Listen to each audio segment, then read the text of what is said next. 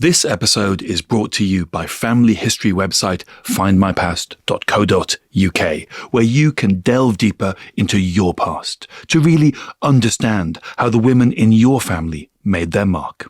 That's right, David. Maybe you have an intrepid female relative who broke down barriers in the suffragette movement, or an unshakable matriarch who held the family together during tough times. You can easily find out by starting your family tree with Find My Past's records, maps, and timelines. And you can take advantage of a very special offer.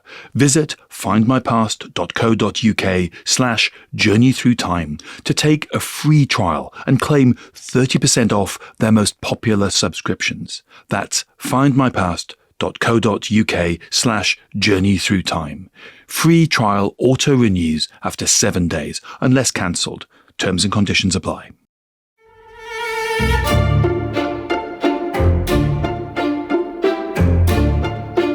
Welcome to Journey Through Time. I'm David Olusoga. And I'm Sarah Churchwell. This is the first of 2 episodes telling the story of Tokyo Rose. Now, that's a name that might be forgotten now, but to Americans who lived during the Second World War, Americans of my parents' generation, that name was everywhere. It was as familiar to them as like Julian Assange is to us today. But the thing about Tokyo Rose is that, unlike Julian Assange, she was not a real person. But by the end of the war, most Americans thought she was real. And as that quotation said, she was, in fact, the most famous Japanese person other than Emperor Hirohito. Despite not being a real person. Despite not being a real person. But her story got attached to a real person. And this is the story of how an idea, because Tokyo Rose is just an idea, a myth, can get out of control and how it can tangle up with and, potentially destroy real lives. It is the story of a Japanese American woman named Iva Toguri, who was stranded in Tokyo when Japan attacked Pearl Harbor. And after the war, she was accused of being Tokyo Rose, of broadcasting anti-American propaganda. But the truth, as is so often the case in history, is a lot messier than that. And this is a really kind of shocking story. I knew a little bit about it, but I've learned a lot more, and it's disturbing. Well, it gives us a lot of insight, I think, into not just the way that racial attitudes in America during the war shaped public perceptions of Japanese Americans, but also it's a story about paranoia. It's a story about conspiracy theories. It's a story about political convenience and opportunism, about exploitation. So a lot of people who think they know the story of Tokyo Rose may not know the true story of Tokyo Rose. And as you say, it's a disturbing story, but it's a really fascinating one as well. And it's a story, I have to say, in which a profession that I have a qualification in and have worked in, which is journalism, doesn't come out smelling too good. No, the journalists are not the good guys in this story. I'm sorry to say, at least some of them are not. And it does show how journalism can go awry and the harm it can cause. But that's getting ahead of ourselves. So let's start at the beginning. Yeah, tell me who she was and where she came from. Well, so as we're saying, Tokyo Rose is a myth, and we'll talk about how the idea of Tokyo Rose develops. But the real person who got tangled up in the myth was born Iva Toguri. And she was born in Los Angeles, an American citizen of Japanese parents, on the 4th of July, 1916. The 4th of July. She was born on the 4th of July. She was, and she always took pride in that. So she was an American citizen, but she had this very clear feeling of belonging. And she was raised by parents who were not themselves, as Japanese immigrants, entitled to naturalize. They did not have the right to naturalize. And they impressed on their children how great it was for them that they were born American citizens and how wonderful it was to have all of those rights and all of those opportunities. And so they were really assimilating. They were very Americanized. They spoke English at home. They attended a Methodist church. They lived in a majority white neighborhood in Los Angeles. She didn't speak Japanese. She didn't like Japanese food. She didn't like rice, which became a problem when she ended up in Japan, but we'll get to that later. She was really, really American. And she was educated at Compton Union High in Los Angeles and then at UCLA. So she went to college. And during her school years, she actually changed her name from Akiko to the more American Iva. And so throughout the story, we'll call her by her chosen name of Iva Toguri. And so she is a California girl. She's studying at University of California, Los Angeles, UCLA.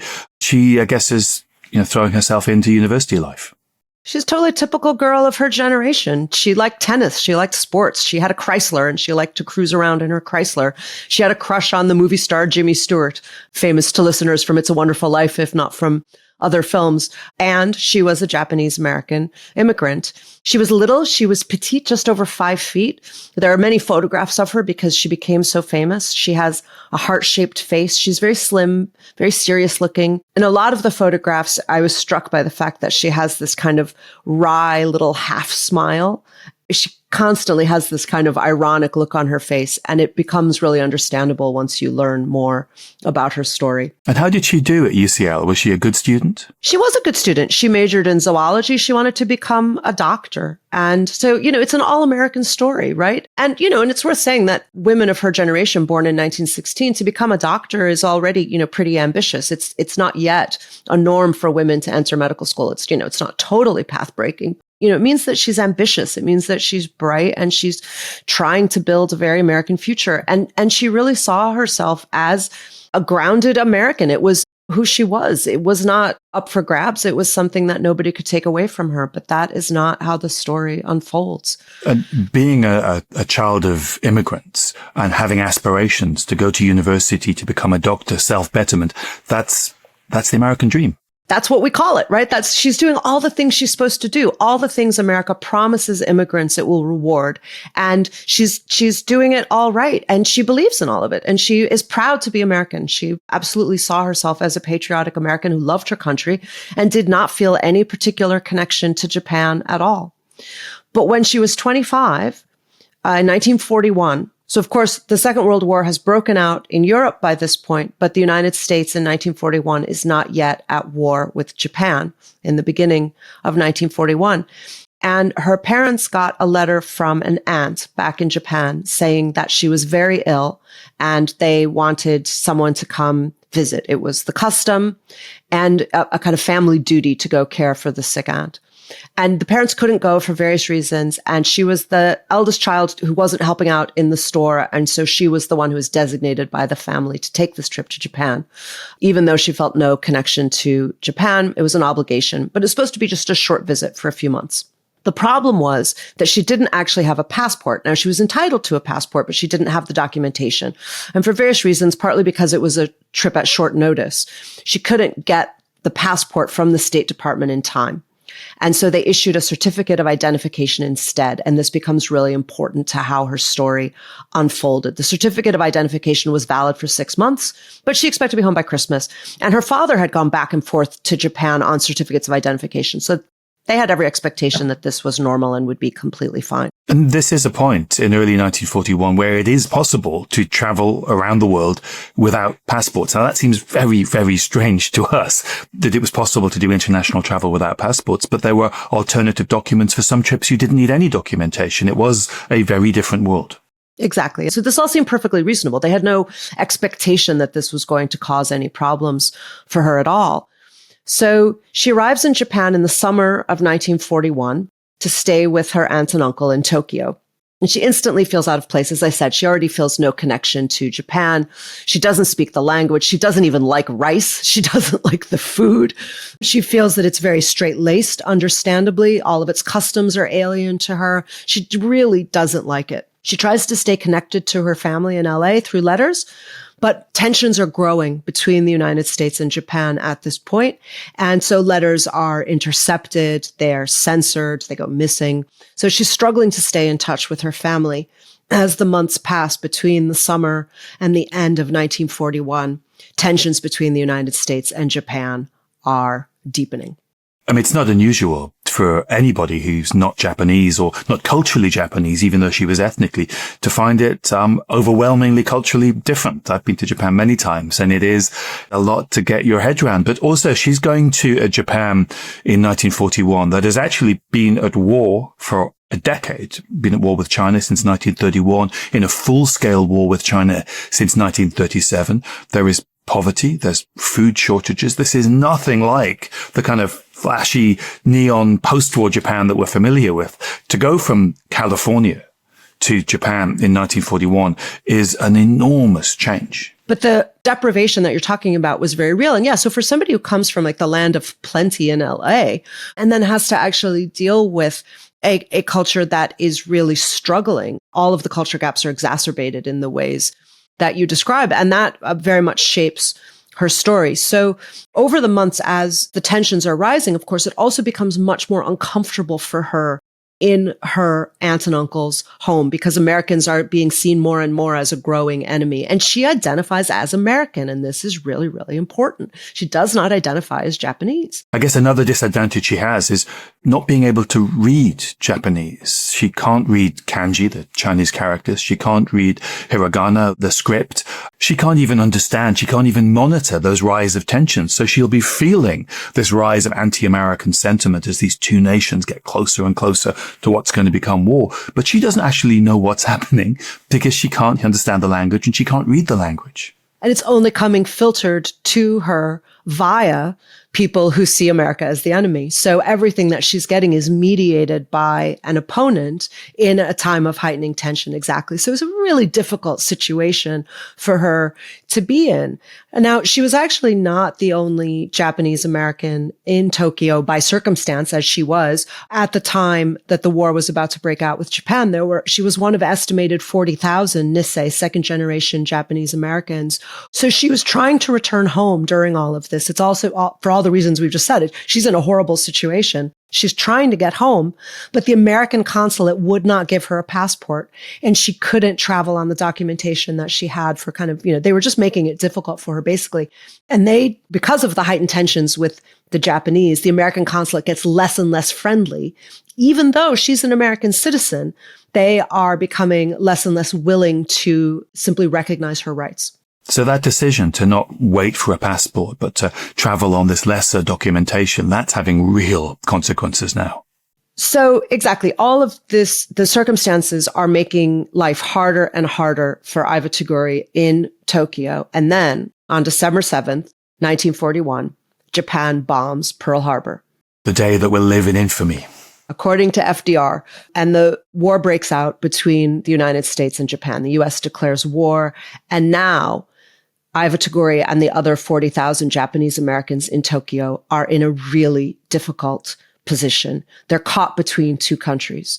So somebody like Iva, who identifies as American, she's an enemy American in Japan now. She is the enemy nation. But to the Americans, she's an enemy Japanese. And she's caught between both of them. It's like she's lost one identity but not gained another. She's in between. Her hybrid nature is just the most dangerous place to be in this situation. It's like it creates a national limbo, and neither country wants to recognize her. Well, indeed, the Japanese pressured her to renounce her American citizenship and to become a Japanese citizen and identify as Japanese. And she steadfastly refused because she was not Japanese and she saw herself as American, and that was not an option for her. That's what happens in wars. You're asked to choose sides. And I'm a dual national. It's a sort of nightmare. I find it difficult when England and Nigeria play in football. So the idea of the two nations that you're from being at war, it is literally a nightmare. And horribly difficult and stressful psychologically and emotionally, as you're saying. But politically, practically, personally, it's also an impossible situation. So it's literally impossible. She can't get home. Commercial travel comes to an end. Repatriation ships are there, but they're unreliable. They're very expensive. Her family doesn't have the money. She's basically lost contact with her family anyway. And over the course of the next year, she tries various means to get home, but none of them work. And by late 1942, her last chance to leave is gone. She can't afford it. Her family can't send the money. And so what was supposed to be this short visit to look after an ailing aunt became indefinite. The Japanese authorities saw her as a risk, but she couldn't leave. And so she's stuck there under suspicion, under pressure to renounce her citizenship and steadfastly refusing to disavow her allegiance to the United States. So the Japanese authorities see her as a threat, as someone that they should be suspicious of because she's an American citizen, but the Americans see her as someone to be suspicious of because she's ethnically Japanese. And they won't let her home as a result. And to make matters worse, the suspicion that the American government was treating Japanese American citizens with was not limited to what was happening in Japan to people like Iva. Because back home, it turns out that one of the reasons why she was losing contact with her family was because back home in America, her family was also in crisis. Because in 1942, President Roosevelt signed Executive Order 9066, which was the forced removal of any American of Japanese ancestry. So over 120,000 Japanese Americans, most of them citizens of the United States, were sent to internment camps. They had no trials. They had no charges. They were relocated purely based on their ancestry, on their ethnicity. This was targeted at Japanese Americans. Now, of course, America was at war with Germany and America was at war with Italy. German Americans and Italian Americans are much, much bigger communities, much larger numbers of people. This is racialized. This is about the Japanese as an identifiable, not just a national group, but an ethnic group. It's highly racialized, right? I mean, we talked in our episode on Black Tom about the anti-German sentiment that arose during the First World War. So it's not as if the United States was a stranger to that. But during the Second World War, a lot of the hostility that the war generated got directed, as you say, channeled through this racialized interpretation. And the hostility toward Japanese Americans became more widespread, whereas the hostility to Germans was hostility to Nazism. It was specifically to Nazis, but it was not diffused across the German American population in the same way that it happened in the First World War. Now, that's not to say that German Americans didn't encounter hostility and difficulty during the Second World War. Of course they did. And as you say, so did Italian Americans. But it was nothing like the structural hostility that Japanese Americans faced. And Japan had directly attacked America. I mean, that also added to the tensions of the moment that Americans then and now, quite rightly, see Pearl Harbor as an act of duplicity, of perfidy. Yeah. A lot of Americans took it personally. I mean, I remember my grandparents, were adults during the Second World War. My mother was born during the war. And I remember my grandfather talking to me about Pearl Harbor, and they took it personally. They felt as if Japan had turned on America, and they saw that as a stab in the back in a way that Nazism being evil and needing to be, fascism in Europe needed to be defeated. But the Japanese, they were personally angry at, and it led to a lot of racialized language. So it's those tensions that come from Pearl Harbor that mix with the kind of racial attitude that pre-exists the war that allows people to tolerate this mass internment of their Japanese fellow citizens. And to a great extent, of course, it wasn't very publicized. A lot of Americans weren't aware of it, or they turned a blind eye to it, or they thought it was fine. The newspaper coverage suggested that it was all sort of benign. And so there was not the kind of outcry and backlash that you would hope for. And there was not an uprising of other American groups, of all the other non-Japanese American groups, standing up for their compatriots of Japanese heritage and saying, this is wrong. What are you doing? It didn't happen. All of that comes much later in the story. So Iva's parents were part of this forced internment. Her parents and siblings were forcibly removed from their home in LA, and they were sent to the Gila River internment camp in Arizona. In Arizona? In the desert? A desert camp. And that's where Iva would have ended up as well. If she had stayed home, she would have been with them. So her choices are terrible in either way. It's a lose-lose. In some ways, she was probably better off in Japan, at least in the short term. Yeah, because her family, they were living under armed guard. It was a concentration camp. They were not being tortured. They were not being, experimented upon the way that Nazi concentration camps, the atrocities that they, were inflicting on people. But their freedoms were taken away. Their livelihoods were taken away. Their property was seized. Everything they had worked to build was just taken from them on the sheer basis of their heritage. And so I've had no idea really what was happening. She didn't, she couldn't hear from them. Obviously, communication is cut off at this point. What she didn't realize was that the consequences of the history of the treatment of Japanese Americans in the United States, the consequences that it was having, because this all goes back to really the Naturalization Act of 1790. all the way back to the founding of the United States, when citizenship was restricted to white people. The language of the Naturalization Act was that citizenship could be acquired by free white persons. And so the Japanese were seen as restricted from that throughout American history. Sometimes they could acquire citizenship, but only exceptionally.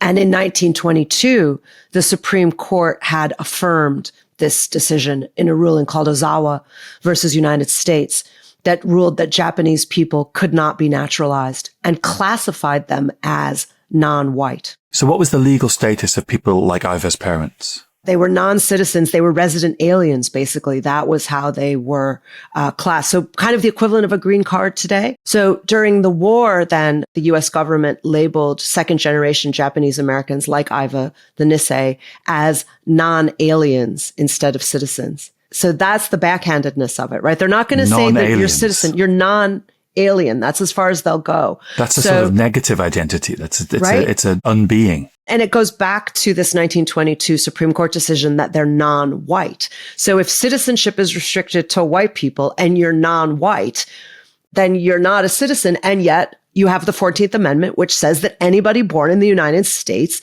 is an American citizen. And so under the 14th Amendment, they're supposed to be a citizen. And so they end up with this legal contortion where they call people like Iva non-alien. So what are you? So even if she was in the United States, she'd be in this weird limbo where her identity is not being recognized. Her rights are not being recognized. But that's not where Iva was. Iva was stranded in Japan, cut off from her family who were interned in Arizona. And she is in a country that is treating her as an enemy while her family is in the United States being treated as enemies. So she's thousands of miles from home and she's just trying to survive. Conditions are getting worse by the day. David, you were saying how Japan was already struggling before the war. Food deprivation is a reality. It's getting very hard to get by. And Iva is refusing to renounce her American citizenship. And this makes her a target.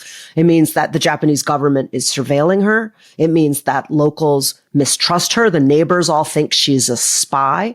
And of course, her aunt's family finds it increasingly difficult to have their enemy niece in the home.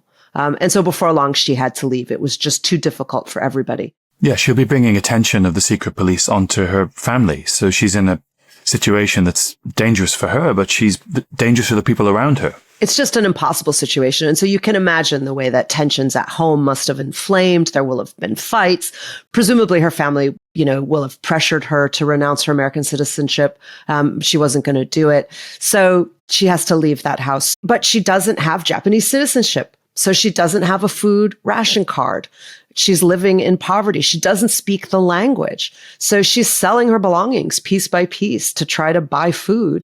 And she's jumping from one part-time job to another, the few jobs that might be available to somebody who only speaks English. So a constant threat of arrest. The police are going to be harassing her.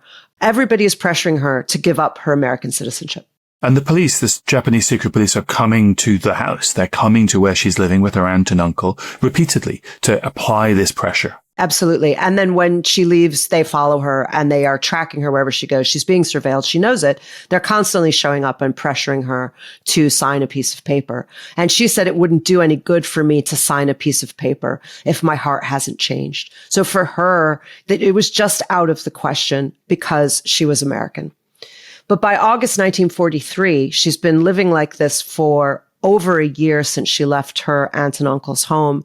And she's out of options. And desperation pushed her to take a job at Radio Tokyo. Now, Radio Tokyo was, among other things, the propaganda bureau of the Japanese government. So she's going to work for the enemy propaganda bureau. And she's an intelligent person. She has a university degree, as we're saying. She understands that this is in some ways a risky, problematic decision. But she felt like the job was harmless. She was typing scripts. She was doing short segments to introduce music. She's doing cheerful intros to pop songs. She's doing little bits of filler. What's the harm? And she's making a bit of money, and they could use somebody who spoke English because they want to broadcast to American soldiers. And this is where it all starts to go wrong for Iva, because before long, these little bits of radio segments that she's doing were being broadcast across the Pacific to American soldiers who are listening and who hear her voice. She has this job where she's just trying to survive, but it's going to end up being used against her. So she is working for a program called 0 Hour, which was Radio Tokyo's English language propaganda show. Now, we were talking in the first half about how Iva doesn't speak Japanese, but as the war is going on, the Japanese are starting to look for people who speak English because they want to run English language propaganda. And there weren't very many English speakers in Japan at that time, many fewer than there are today. To produce propaganda, you really need to understand the subtleties of a language. It can't be a sort of language you have kind of conversational skills in. They need people who really understand not just English, but American English. And the culture, right? They need people who can sound as if they are American, because that's how the propaganda is going to work, is that it sounds like an American voice who is advocating for Japan. That's going to be, what you need. And so the Japanese were actually looking for prisoners of war who had broadcasting experience. And they basically coerced them into doing propaganda for them. And two of the people who got, kind of coerced into doing this were Allied POWs named Major Charles Cousins and Captain Wallace Ince. And they were two men who had broadcasting experience. And basically, the Japanese forced them to produce this show called 0 Hour. And they decided that what they were going to do was, because they were doing it under duress, was to see if they could subvert it. It was kind of sabotage, cultural sabotage. They were like, well, we have to do this, but how can we undermine it? So they would write scripts that were parodic, and they tried to undermine it with jokes and light entertainment in a way that wouldn't get them in trouble with the Japanese, whose English is mostly not good enough to necessarily get what they're doing, but in the hopes that they can put across to English language listeners that they should not be taking this seriously. So the lack of English language skills has led the Japanese to hire these POWs to produce these programs. It means they haven't got the skills to police what they're saying. They don't understand what's a parody and what's serious. Exactly. And it's much to as you say, the tone there becomes really important. Your ability to hear the tone and to understand irony or to hear the sarcasm, to understand where the jokes are, what the references are, does depend on a sophisticated grasp of the language. And as we're saying, most of the Japanese leadership at the time didn't have that. So these POWs decide to use that against the Japanese leadership to the best of their ability. I mean, obviously they're in an impossible situation, but they're doing what they can. But they're trying to subvert this propaganda effort. That's the idea. We're going to mess around with it. They're going to think they're getting propaganda, but anyone listening to it, the soldiers out in the Pacific, they'll get that this isn't real, that we're messing around with the form here. This is the idea. And the word is subversion. That is exactly what they're trying to do, is to subvert it. It's sabotage. So they get into conversations with Iva, who is looking for other people who are on her side, basically. I mean, she's surrounded by, enemies. And so she makes friends with these Allied POWs, and they kind of recruit her. And they end up giving her a name. They recruit her to play a character called Orphan Anne. So a kind of reference to the popular cartoon character of the time, Little Orphan Annie. So they call her Orphan Anne, and they give her these little segments that she's going to do. So she introduces pop songs. They have little bits of playful banter, little jokes. You used the word innocuous earlier, and that's the right word. It's all very, very innocuous. She's not reporting on the movement of troops. She's not reporting on, battles. She's introducing last summer's favorite pop song, So she's sort of like, well, this can't be too bad. And then she works with Cousins and Ince to try to figure out ways where she can subvert it too. And this is an entertainment show. I think the idea of Radio Tokyo was that they would draw listeners in. They'd try to persuade these GIs to tune their radio to pick up this program. That would get them listening. And then other programs would hit them with the real propaganda, the real kind of subversive messages. So of all the programs she could have been working on, this is the least propagandistic. This is the most, again, that word, innocuous. Yeah, that's right. And, the Japanese propaganda effort it's a serious thing, but it kind of makes me smile because part of what they were doing was they were trying to, it's all sort of like goofy supervillain is that their plan was that they were going to demoralize American soldiers by having them listen to American voices play pop culture from Japan, and that they would sort of think, oh, well, if the Japanese are winning, then if the Japanese are happy and they're playing pop songs and they're American too, as if they were just sort of going to, in their boats in the Pacific, like throw in the towel and just be like, oh, okay, I guess Japan is winning. So it's a kind of cockamamie scheme anyway. It's not the kind of sinister propaganda that you might imagine where it would be, really serious disinformation or really careful conspiratorial misinformation. This is all a little bit amateur hour. And they're just kind of throwing stuff out there and hoping that the American soldiers will think, oh, the Japanese are winning. We better not, get involved in this battle or something. And of course, that's not what the American soldiers hear at all. They actually enjoy the broadcast. They get to hear pop songs. It's the only English language entertainment that they have available to them. You read at the beginning of the episode, David, that account from a veteran who remembered being on the ship in the Pacific and how bored they were most of the time. And of course, this is a day obviously before, smartphones or satellite. You only have the range of a radio to the nearest landmass. So shortwave radio is basically all you've got. And so if they can get these broadcasts from Japan, at least they can hear some music. At least they can hear somebody else's voice telling stories and joking with them. And so they liked these broadcasts from Iva and indeed from other women, because Iva was not the only woman who was broadcasting in the Pacific, not only from Tokyo, but from around the Pacific, from Shanghai, from Manila, and elsewhere. There were many female voices across Radio Tokyo and other broadcasting platforms. And the American soldiers start calling all of these female voices in the Pacific Tokyo Rose. So it's a sort of general name for a female Japanese presenter, not any individual. They never heard of Iva. They don't know who these people are. So it's just it's a nickname for this sort of voice that you hear. Yeah, exactly. Did you hear Tokyo Rose the other day? But it's not the same person. It's a composite woman. And they start to build a kind of mythology around her. They're joking. They're telling stories. Many of the soldiers said that they found the broadcasts funny. They found them comforting. It was like listening to a friend. I mean, remember, Iva has an American voice. So they're listening to somebody with an American accent who sounds like an American. And so they said, she was a kind of friend on a lonely night in the Pacific. It's also important that, of course, she is a woman. These are guys on ships where there's only guys on ships that aren't hearing women's voices. So having a woman who's speaking to you, as the way radio is very intimate, it speaks to you directly, and playing music that you love, music that has memories that remind you of home, that's kind of quite emotionally powerful.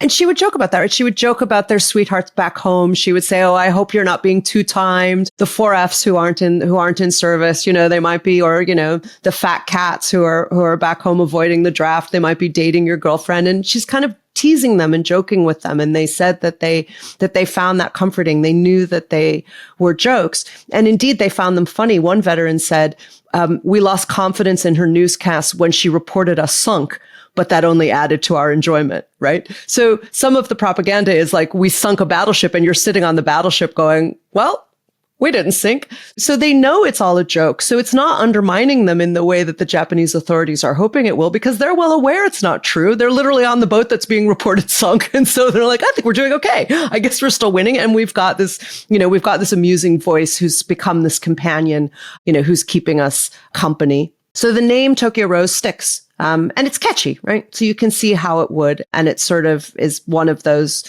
urban myths or mythologies that starts to just kind of travel around, and the soldiers are talking about it. But back in America, they're also aware that there are these broadcasts that are happening with this voice that is known as Tokyo Rose, these women's voices who are broadcasting Japanese propaganda. And back home, the press starts pushing a different image. It's the image of a seductive enemy, femme fatale, who is weaponizing her voice and luring soldiers to their doom. And that's a kind of highly sexualized, but also kind of a racialized stereotype. It plays on old ideas about people from Asia. It plays on ideas about Asian women, about ideas like the yellow peril from the 19th and earlier in the 20th century. So they're playing with ideas that are already kind of in the ether, as it were. Exactly. The press really lean into the stereotypes, right? And as you say, it's both racist and sexist, and they're weaponizing that. So the Christian Science Monitor, a very popular magazine at the time, described her voice, Tokyo Rose. Now we're not just talking about Iva, as being veiled in Oriental mystery, right? So very racist and sexist ideas. Writers called her the Mata Hari of the radio. So comparing Tokyo Rose to the notorious World War I spy, Mata Hari, who was famed for using seduction as her weapon and was executed for allegedly betraying France, right? So this idea of her as a Mata Hari, a black widow spider luring men into her web, right? It's all very racialized. It's all very Orientalist, and it's all playing into these pre-existing stereotypes. But it's predicated on the idea that this is an individual, single, identifiable woman, that there is this terrible woman somewhere in Tokyo who is doing all of this, rather than that this is a nickname for lots of people. And because the name sticks, increasingly truth becomes irrelevant. And exactly this idea that there is somebody called Tokyo Rose starts to take hold in the American imagination back home. So all of that takes place across the Second World War, and then the war comes to an end. So remember, Iva's only taken this job in 1943, so she only does it for 2 years. And then at the end of the war, American journalists start hunting for big stories. So Japan has been defeated, the American occupation forces have arrived, and in their wake come American press, American photographers, American reporters looking for stories. This country you've been at war with for 4 years, suddenly you're on the ground and you can go looking for people. And there are particular people that you've been hearing about all the way through the war. Hirohito, Emperor Hirohito, who was seen as sort of the heart of Japan's imperial cult. So he's obviously a major story. Anything about Hirohito, they want to be able to, they can sell that back home. But he's off limits to journalists. The Americans are very clear, the American occupation authorities, very determined to keep journalists away from the emperor. Yeah, they're not going to interview Hirohito, but they're trying to get any kind of story about him that they can get. And similarly, General Tojo, who is, if Hirohito is the heart, Tojo is the brain. He's the military strategist, right? So, but similarly, you're not really going to get access to Tojo. Tojo's in a military prison awaiting trial. He'd attempted to commit suicide. He tried to shoot himself in the chest, missed his heart somehow, and he's being nursed back to health so he can be put on trial for war crimes. So the Emperor and General Tojo, they're off limits. You're never going to get an interview with them. So Tokyo Rose, real or not, that's the only other target of who's famous in America, who you might try to get access to.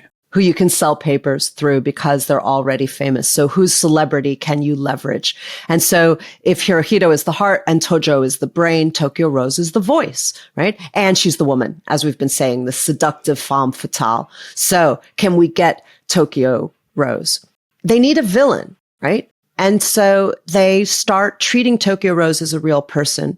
Now, it's important that we acknowledge that at the time, these journalists are being told by people in Tokyo, there is no such person as Tokyo Rose. They didn't call themselves Tokyo Rose. They never said on air, "Hi, I'm Tokyo Rose." It was the soldier's nickname only. So when they get to Tokyo, people in Tokyo are like, there's no Tokyo Rose. They probably didn't know what they were talking about. I mean, they'd heard a little bit about it. So Iva had gleaned that this was happening through a Time magazine issue that she got her hands on.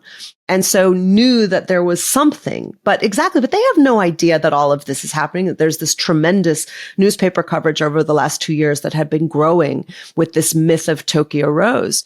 But these reporters have come determined that they're going to find Tokyo Rose, and it's an inconvenience from their point of view that there's no single real person who is Tokyo Rose, but it's an inconvenience they're not going to let get in their way. Yeah, so the truth is getting in the way of a story that will build careers and sell newspapers, and they're just not interested in this truth. And part of the problem for Iva and her friends is that they, having heard this story about Tokyo Rose, they all treated it as a joke. They thought it was hilarious. They had no idea that it was building up the kind of hostility that it was building up back in the United States. And so unfortunately for Iva, what happened was 2 reporters arrived in Tokyo, and they wanted to find Tokyo Rose to build the story. And this is the bit of the story where journalism, a profession I have been very happy to be a big part of my life, Me too. Doesn't have its best hour. It certainly does not. That's putting it mildly. they behave extremely badly, in fact. So what happens is two reporters named Harry Brundage and Clark Lee, who I think deserve to be named and shamed historically, because as we're saying, they do not operate in good faith. What they do is they hear about that there are these different women who are around in Tokyo, and they approach Iva partly because she is one of the English speakers who did it. And so they think, okay, well, we can go talk to her. They promise her $2,000 for her story. Now, we were talking before about the deprivation that pre-war Japan was happening, how difficult it was during the war. And now we're in post-war Japan. It's not as if everything has turned around. Things are really hard. Food is scarce. Basic necessities are scarce. $2,000 is a lot of money, and she needs it. And she's been living hand to mouth for 4 years by this point. And one of the most shocking things about this story is when you look at pictures of Iva across this period, she is losing unbelievable amounts of weight. She's been in hospital for malnutrition. This is a woman who couldn't afford to get home. This is a woman who couldn't afford her rent, who was not getting enough calories. Lived in fear of the Japanese secret police, lived in fear of the military bosses at Radio Tokyo, that they might suddenly pounce on her and make her demand that she engages in propaganda that would be really, really bad and really serious. She's lived in fear. She's lived in hunger for 4 years. And then two journalists turn up and say, here's $2,000. It's a lot of money. And crucially, she didn't think she'd done anything wrong. Yeah, $2,000 for your story. For your story. And she's like, oh, you know what? And as far as she was concerned, especially given the conversations that she'd had with cousins and aunts, the broadcasters that she worked with, not only did she not think she'd done anything wrong, she thought she was the good guy. She was like, well, I subverted it. I was part of a sabotage campaign. I was a loyal American. She was one of the few Nisei who were stranded in Tokyo who did not renounce their citizenship. Yeah, that's really important. Many people did. Many of that 40,000, she put her neck on the line. She made her life incredibly difficult by refusing to denounce her citizenship. And then she had subverted Japanese propaganda efforts. That's a story you'd want to tell. So she thinks she's the heroine of the story. And the truth is, we're talking about the malfeasance of these journalists. That could have been the story that they told. And it would have been a great story. And the fact of the matter is, I think, David, both you and I agree that if she had not been Japanese, if she had been a German-American woman in exactly the same situation, or an Italian-American woman, in other words, if she had not had this racist animus that we were talking about earlier, they would have treated her as the heroine. They would have said, she was our girl on the inside. She was the one who fought the war from within, and she refused to renounce her citizenship. She's a good American, and she stood tough. But that's not what they did. It's a great story, but it's not the one they want. It was not the one they were looking for. Now, in the meantime, Iva had actually married in 1945 at the end of the war. She married a Portuguese-Japanese man who'd been educated by American missionaries. So he had a complex heritage, named Felipe d'Aquino. And he said to her, don't do it. This is a mistake. This is a trap. But they were also fellow Americans, these reporters. And so she trusted them naively. And so she met the reporters actually the day after Japan's formal surrender on September 3rd, 1945. She met these reporters, ironically, at the Imperial Hotel. And she told them her story, the truth. She told them that the Tokyo Rose label was forced on her, that she had nothing to do with it, that it was all kind of imaginary. She explained that she'd worked with the Allied POWs under surveillance and pressure, and the ways in which they had tried to subvert the propaganda. She talked about the ways in which they tried to change the lines. So they had been ordered to say things like, after the Battle of Formosa, they were told to say, you fellows are all without ships. What are you going to do about getting home now? So that they would feel like abandoned by the government or something. And instead she softened the line to something friendlier and more sympathetic, where she said, orphans of the Pacific, you really are orphans now. She was giving examples like this of how she was trying, within really difficult circumstances, to not play the Japanese game and to fight on the side of the Americans. But that's not, as we said, that's not the story that they wanted to tell. So they listened to her interview.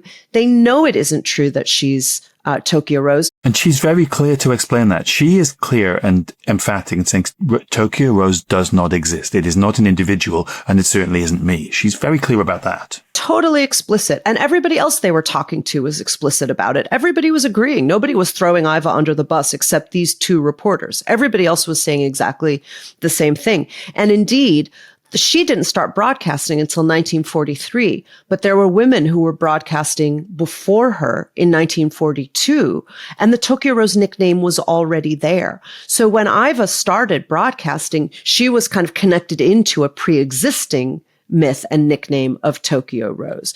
So the idea that she's the Tokyo Rose is absolutely ludicrous, and they knew it, but they didn't care. They blocked other journalists from finding their own Tokyo Rose by signing her to an exclusivity clause, again, for this $2,000 that they were going to pay her. And then they threw her to the wolves. They released a story across America that had different headlines, but the headline in her hometown of Los Angeles was "Traitors Pay, Tokyo Rose got $100 a month." And then they told the story of Iva Toguri. So they said Iva Toguri is Tokyo Rose, and she's a traitor, and she sold out the country for $100 a month. This myth of Tokyo Rose, this has now been pinned on Iva. It's been hung round her neck. But that's just the start of her troubles. This is a woman who's going to end up being arrested. She's going to be imprisoned. And then, in the end, she is going to get to go home to the United States, but in a way that she could never have dreamed of. That's all next time on Journey Through Time. Thanks for listening. See you next week. Thanks.